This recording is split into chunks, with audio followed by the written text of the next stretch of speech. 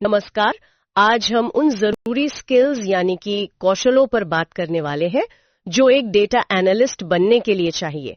हमने कुछ आर्टिकल्स और नोट्स देखे हैं जिनमें इन पर काफी बात हुई है, तो आज उन्हीं को खंगालेंगे। हाँ, और ये सिर्फ कंप्यूटर या नंबर्स की बात नहीं है, इसमें और भी बहुत कुछ है। बिल्कुल, तो चलिए शुरू करते हैं।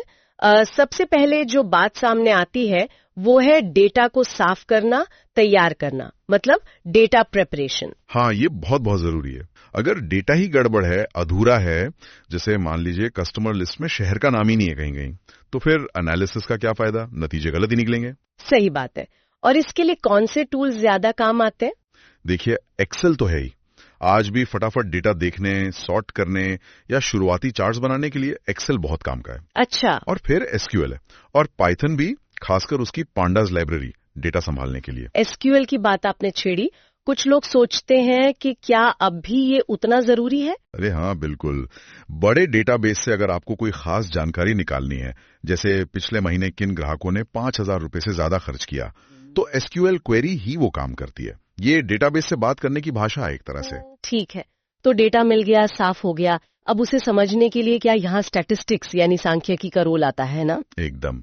और ये सिर्फ एवरेज निकालने तक सीमित नहीं है। स्टैटिस्टिक्स हमें पैटर्न समझने में मदद करती है, ये जानने में कि जो दिख रहा है क्या वो वाकई में महत्वपूर्ण है या बस इत्तेफाक है। जैसे वो विज्ञापन वाला उदाहरण आपने दिया था। हाँ, कि क्या नए एड कैंपेन से सच में बिक्री बढ़ी। इसके लिए हाइपोथेसिस टेस्टिंग जैसी तकनीकें होती हैं।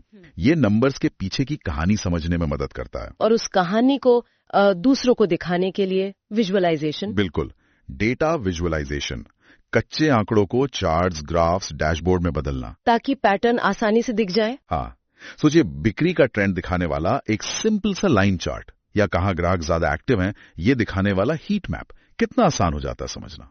और टूल्स इसके लिए टैब्लो, पावर बीआई। हाँ, टैब्लो, पावर बीआई बहुत पॉपुलर हैं। एक्सेल में भी बेसिक विजुअलाइजेशन हो जाता है, और पाइथन में मैटप्लॉटलिब या सी बॉन्ड जैसी लाइब्रेरीज हैं जो काफी शक्तिशाली हैं। अच्छा, तकनीकी स्किल्स में एक और चीज आती है, प्रोग्रामिंग। पाइथन या आर, क्या ये सबके लिए जरूरी है? देखिए, अगर आप बड़े डेटा सेट के साथ काम कर रहे हैं, या आपको काम ऑटोमेट करने हैं, या फिर बहुत जटिल एनालिसिस करना है, तब हाँ, इनकी जरूरत पड़ती है। पाइथन ज्यादा लोकप्रिय है क्योंकि वो सीखने में थोड़ी आसान है, और इसकी लाइब्रेरीज जैसे मैंने कहा पांडास, नमपाई, वो बहुत पावरफुल है। लाखों कस्टमर का डेटा एनालाइज करना हो तो ये लैंग्वेजेस बहुत काम आती है। लेकिन एक दिलचस्प बात जो हमारे स्रोतों से निकली वो ये कि सिर्फ तकनीकी ज्ञान ही काफी नहीं है। हाँ, मतलब सही सवाल पूछने की क्षमता, problem solving skills, critical thinking, ये शायद ज्यादा जरूरी हैं। ये आपने बिल्कुल सही पॉइंट पकड़ा है, 100% सही बात। बेहतरीन टेक्निकल स्किल्स हो, पर अगर सवाल ही गलत पूछ रहे हैं तो क्या फायदा है। डेटा एनालिसिस एक तरह से जासूसी का काम है। अच्छा, कैसे? जैसे अगर ग्राहक कंपनी छोड़कर जा रहे हैं तो क्यों जा रहे हैं, क्या दाम बहुत ज्यादा है, सर्विस में दिक्कत है, कौन से ग्राहक जा रहे हैं, ये सही सवाल पूछना ही पहला कदम है। तभी आप सही डेटा ढूंढेंगे और सही एनालिसिस कर पाएंगे। और फिर जो पता चला उसे ठीक से बताना भी तो जरूरी होगा। हाँ, बिल्कुल। यहीं पर कम्युनिकेशन स्किल्स काम आती हैं। आप अपनी फाइंडिंग्स को, मतलब जो भी आपने खोजा है, उसे सरल भाषा में समझा सकें। रिपोर्ट बनानी हो या प्रेजेंटेशन देनी हो, कहानी की तरह बताना कि क्या हुआ, क्यों हुआ, और अब आगे क्या करना चाहिए। ये बहुत जरूरी है, वरना एनालिसिस का इम्पैक्ट नहीं होगा। बिल्कुल। एक और स्किल जो बार बार सामने आई वो है छोटी छोटी बातों पर ध्यान देना, अटेंशन टू डिटेल। हाँ, ये तो है। एक छोटी सी गलती, जैसे एक जीरो कम या ज्यादा लगा दिया, हाँ, पूरा मतलब बदल सकता है। बिजनेस के फैसले गलत हो सकते हैं, तो बारीकी से देखना बहुत जरूरी है। और आखिर में एक और पहलू, डोमेन नॉलेज, यानी जिस इंडस्ट्री में काम करें उसकी समझ। हाँ, ये भी बहुत महत्वपूर्ण है। अगर आप फाइनेंस में हैं तो आपको क्रेडिट स्कोर, रिस्क जैसी चीजें पता होनी चाहिए। हेल्थ केयर में है तो मरीजों के डेटा की सेंसिटिविटी समझनी होगी। बिना उस इंडस्ट्री के कॉन्टेक्स्ट के डेटा कई बार सिर्फ शोर लगता है। सही कहा। तो कुल मिलाकर एक अच्छा डेटा एनालिस्ट बनने के लिए सिर्फ टेक्निकल होना काफी नहीं है। नहीं, बिल्कुल नहीं। उसे एक जासूस की तरह सोचना होता है, एक कहानीकार की तरह अपनी बात रखनी होती है, और हर छोटी डिटेल पर नजर रखनी होती है। एकदम सही कहा।